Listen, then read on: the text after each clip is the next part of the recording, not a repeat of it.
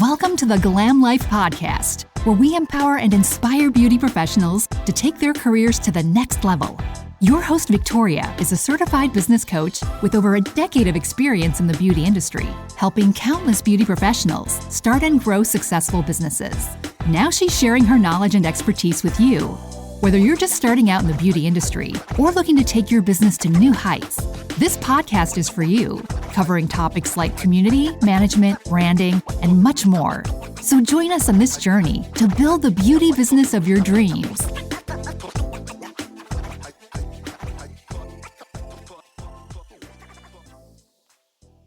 Hello, and welcome back to the Glam Life Podcast. I am your host, Victoria Rocca. If you know me from Instagram, you know me as victoria.glam.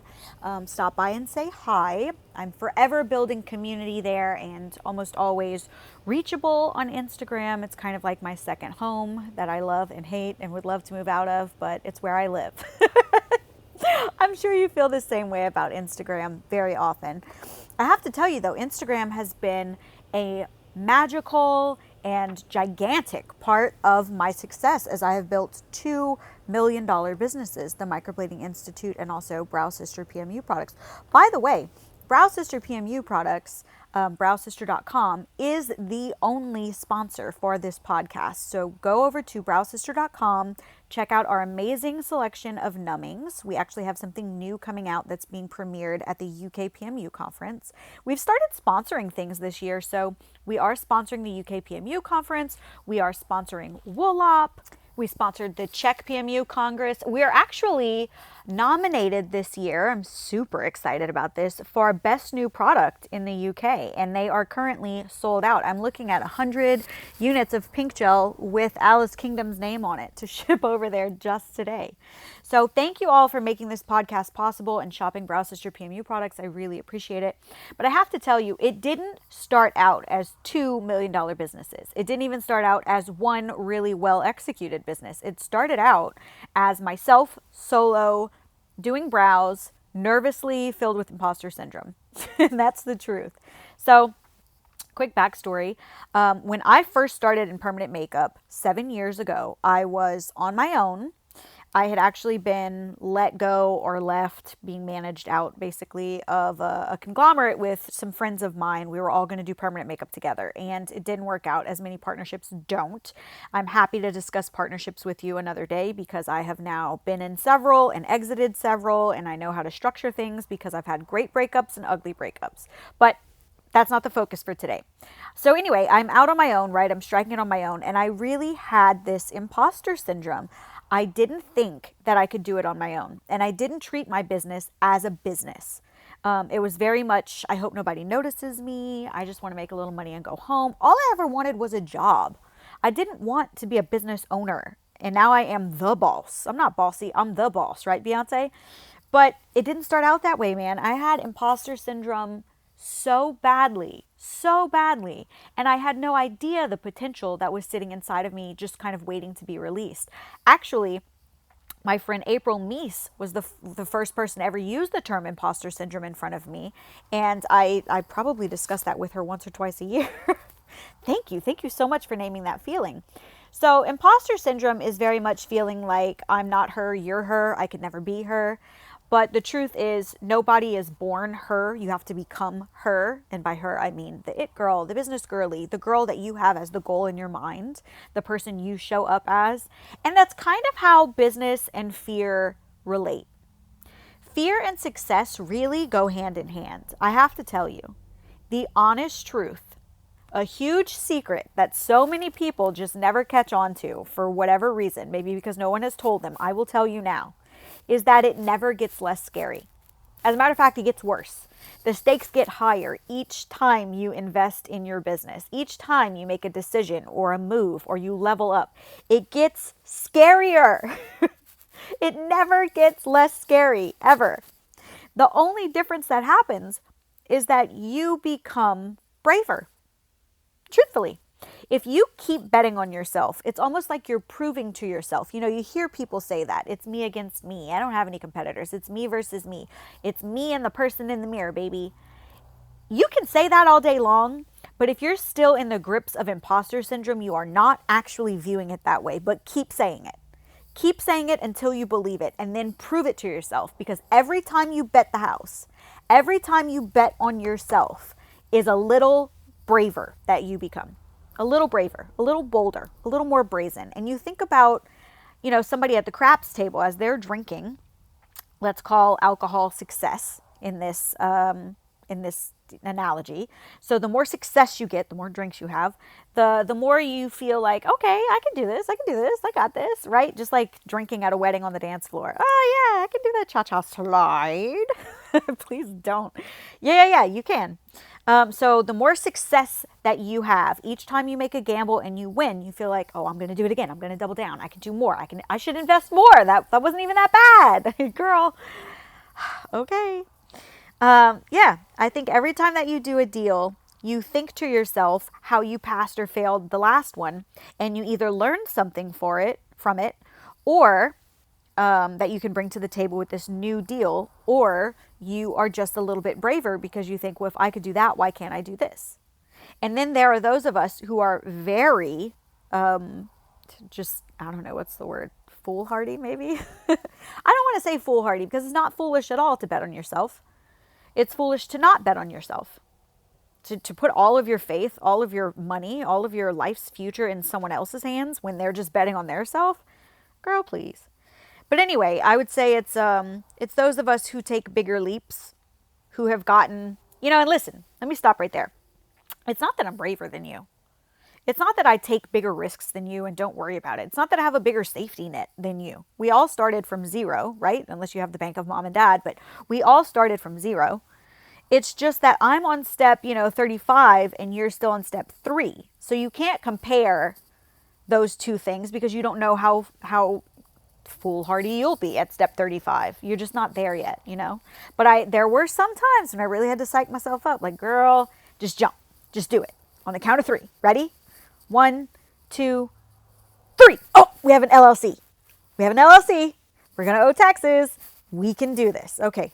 Just do it. Just jump. Just do it. Just get the health inspector to come over here and look. They want your money. They want your money. They're not just going to tell you, no, you don't get to do permanent makeup. They want your money. They're going to give you the license, or they're going to tell you what to change so they can give you the license. Just do it. 1, 2, 3. I was so scared. I was there 2 hours early, and my inspector came about an hour early. And it didn't matter. I think she thought she was going to pop up on me, but I'd been there for 2 hours already, and I was sweeping and mopping and scrubbing baseboards and just so nervous because my life's work was wrapped up in this, right? Like $30,000 in credit card debt was wrapped up in this. And I didn't even have that nice of a space, but I was ready. And I was doing the thing. I was being a big girl.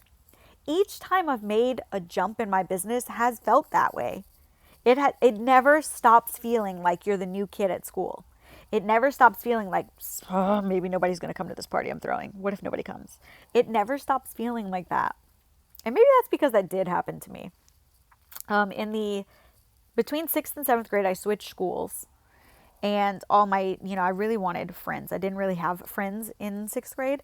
In 7th grade at this new school, I was like, this is my chance. I've got to make a great impression. And I was so friendly. I was so nice to everyone. And I invited all the girls to my birthday party that year. And I didn't know they had all gotten together and decided it would be so funny if they all told me they were coming and no one came. So about like 8 o'clock that night, it was just myself, my cousin, and my mom, and a bunch of boxes of pizza and a huge cookie cake. And I was crying. And one of the girls had felt bad, and her mom called and was like, well, we're on the way. And she told my mom what had happened. And I was like, tell them not to come. I don't even want them to come. But Ashley came anyway. She's a nice person. And she was like, yeah, this is what happened. And I just felt like it was wrong. And I started thinking about it while I was at my house. And I was like, how would I feel if that was me? And I didn't want you to feel that way. And I'm really sorry. And later, I did win over some of those girls. They were my friends. Should I have done that? I don't know. But when you're 12, whatever. But yeah. So maybe that's why I always feel like no one's coming to my party, because once upon a time, no one did. But it doesn't matter, because I have kind of swung the pendulum in the opposite direction, and I make space for everyone at my party, let's call it, right? Like our motto at the Microblading Institute is you can sit with me. And I always follow through with that. The only people who are not welcome to sit with me are people who have slapped me in the face, you know? Like if you have stolen from me or done things to me on purpose, like purposely done something to me, no, obviously I don't want to break bread with you. I hope you eat, not at my table, as my friend Sheila says. I hope you eat, but you're not going to eat at my table. That's fine. But it's still like that little voice in the back of your head that speaks from experience that says, girl, it might not work out. That voice doesn't go away because you've already lived it, right? I had the experience. I lived that experience, so I know it's possible. But I did it anyway. I did it scared. I did it fearfully. I did it based on betting on myself, thinking I'm not going to let me down. And if I am who's in charge of my destiny, I feel a whole lot safer than hoping that somebody else does right by me, betting on themselves, right? Like you're going to take me with you as you win, right? I'm not betting on that. I'm betting on me because I will not let the house down. I am not risking the house on the river. I got to keep that house. My kids kind of like living in nice accommodations. So if I bet on me, I can't lose. I know that. And the more times I win betting on myself, the more I can tell that fear in the back of my head to shut up. You know what, girl? I've done this 100 times. I can do it again. It doesn't matter that it's a bigger bet. It doesn't matter that, it used to be thousands, now it's tens of thousands or 100,000. It really doesn't matter. An investment is an investment. And at its core, it's about fulfillment. Are they actually going to be able to come through with the service that I'm paying for? Or am I actually going to be able to move the amount of product that I am ordering from the manufacturer, right? From the lab. So, which by the way, you guys, in 10 minutes, I have a meeting with a U.S. manufacturer who I really, really, really want to work with for a new product that I'm coming out with in September. So it's a big day, and it's a great day to talk about fear. I am a huge believer in if you build it, they will come. And it's true. If you build it, they will come. Because as you are betting on yourself, as you are doing the things, leveling up, investing in yourself and in your business over and over again. And those investments may look like coaching, mentorship, learning about how to actually run and manage a business, learning how to market that business, learning how to build client relations, learning how to use a customer retention management software system.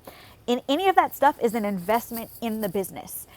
Any personal investments that you do in yourself, whether that's going to therapy or making sure that you have soft Saturdays, soft Sundays, where you can kind of relax and release things and not be uptight and tense and scared all the time thinking about credit card debt or whether or not you're going to be able to run payroll next week. Just relaxing your brain to allow creativity to flow and keep things. Do you feel that way, by the way? The more stressed I am, the more pressed for time I am, the less I am able to create. When I relieve myself of several duties and just create space and not fill that vacuum right away, that's when the ideas flow to me again. That's when I get creative again. That's when I think of the new thing that we should add to add value, or the new way that we can, produce this class in another state, or whatever it is. That's a new product. That's when ideas come to me. So I would say, if you build it in that way, the ideas will come, the creativity will come. However, as you are building that business and ignoring the imposter syndrome and telling the fear to go fuck itself and enjoying success over and over again, do you know what else will come? Just 1 second, a word from our sponsor. Hey, it's me, your sponsor. The Glam Life podcast is brought to you every single week by Brow Sister PMU Products, home to the world famous pink gel numbing, as well as our amazing primary numbing pink cream. Make sure that your clients feel just as good as you make them look. Brow Sister PMU Products, browsister.com. Okay, so anyway, what I was saying was, do you know what else will come as you are building the business, as you are building success, as you are creating systems and solutions and creativity and all the rest? Do you know what else will come? Money.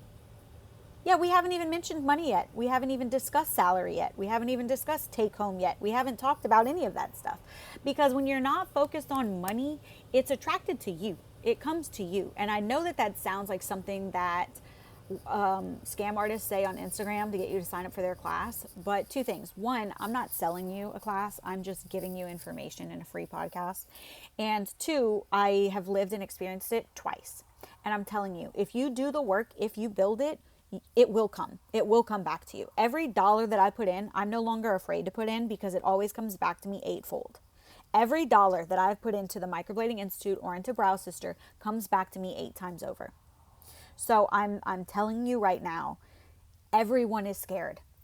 Everyone feels the way that you feel. Everyone is nervous. Everyone feels like, yeah, but I don't have this dollar to lose. I can't lose this dollar. I know that. I didn't have any dollars to lose. I put it all on credit cards, and then I can remember my cousin at the time was my CPA, or my cousin was my CPA at the time. She's still my cousin. I remember standing behind the building where I was working. It wasn't even my store yet. And my quote boss kept making me take more classes, and just putting them on credit cards. And I was 7 months pregnant. And I was pacing back and forth behind a dumpster on the phone with my CPA, my cousin. And she was like, Victoria, you got to chill. And I was like, I can't. She's making me, or she's going to hire somebody else. She's going to let me go when I'm on maternity leave. She was like, that's literally illegal. I was like, yeah, but it doesn't matter. I was panicking. The fear was palpable. She could feel it through the phone. She could feel it. And I knew it. And it wasn't good for me or the baby. Fear is a natural consequence of wanting to pursue success. It just is. And because I was relentless in my pursuit of success, because I knew that I could not fail, I could not bring that much credit card home debt to my husband and say, hey, I'm going to stay home with my baby. You pay off all these credit card loans that I took out for a business that I'm not going to pursue. I couldn't do that. I was just as married to that debt, to that business, to this craft as I was to my husband. I am that dedicated to my success. I wanted it. I wanted it more than anything. And when I was let go, nothing fuels my passion more than telling me you can't do it. Okay, watch me. I immediately set off paying off the debt and getting my business affairs in order. And I have never stopped. I've never lost any momentum. I continue at an amazing trajectory to just build, and compound all the interest that I'm putting into my business. I compound it. And I think that you just have to get started. Have a clear vision. So go back and listen to the podcast. Know who you are targeting with your marketing. Know who you are speaking to and what their problem is, and solve it for them every single day. And really love it. Be passionate about it. Love it. Love it. And the fear will not subside, but the confidence will grow. The bravery will grow. And as you spend the money, it will return to you. I promise you. I hope that this has been at least somewhat encouraging to you. I never know. But if it is, please, let's continue the conversation over on Instagram at victoria.glam. I am always happy to continue our conversations there, even if you want to DM. If you are looking for mentorship, I am hopping back into the game. I have not been accepting students for the last 3 months, but this fall I will be taking a limited number for group coaching. So DM me and I will send you some information on that. And in the meantime, please keep our podcast alive and running. Go and visit browsister.com. Browsister.com has all of your numbing needs, whether it's pink gel secondary or pink cream primary and aesthetic. Plus we have some new things coming out. We also have microblades there. We are a biotech seller, and anything that you need, we can get you. And I will see you here next Monday at 9 a.m. Central Time. In the meantime, go back and listen to all of these podcasts so that you can get that confidence to keep building that brand. I will chat with you later. Enjoy your week.